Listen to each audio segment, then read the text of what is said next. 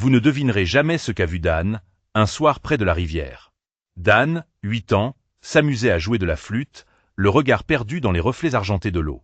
Soudain, un chant étrange s'est élevé, doux et envoûtant, comme si la rivière elle-même chantait.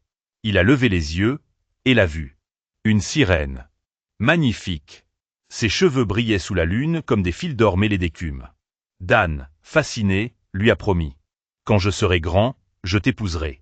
La sirène a souri, un sourire mystérieux, puis a glissé sous l'eau, disparaissant dans les profondeurs. Le lendemain, Dan découvrit l'incroyable. Il pouvait respirer sous l'eau. Un don secret, laissé par la sirène. Un lien invisible, magique, venait de se nouer entre eux. Cette nuit-là, Dan ne dormit presque pas. Il entendait encore le chant de la sirène dans ses rêves, comme un écho venu des profondeurs. Au matin, il se rendit à la rivière. L'eau semblait l'attendre. Sans hésiter, il plongea.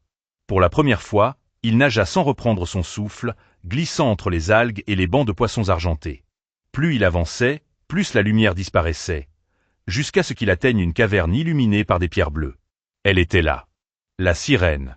Ses yeux brillaient comme 2 étoiles dans l'eau sombre. « Tu es revenu » dit-elle d'une voix qui vibrait dans l'eau. « Je veux savoir pourquoi tu m'as choisi » répondit Dan.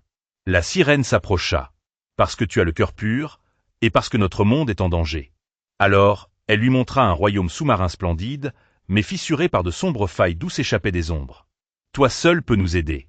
Mais si tu acceptes, tu devras quitter le monde des humains. » Dan sentit son cœur battre à toute vitesse. Il pensa à ses parents, à sa maison, mais aussi à cette magie, à ce lien qu'il ressentait avec elle. Il leva les yeux. « J'accepte. » La sirène lui tendit la main. « Abonne-toi et commente 2e partie pour la suite.